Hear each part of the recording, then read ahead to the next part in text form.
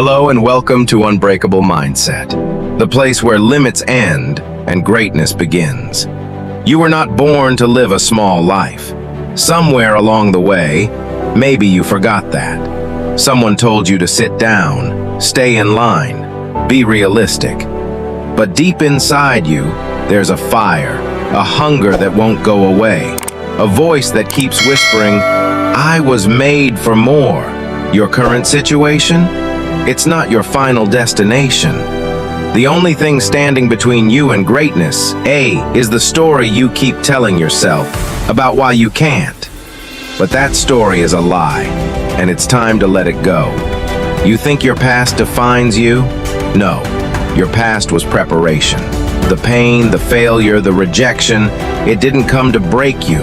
It came to build you.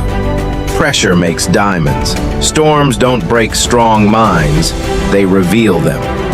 You're not broken, you're becoming unbreakable.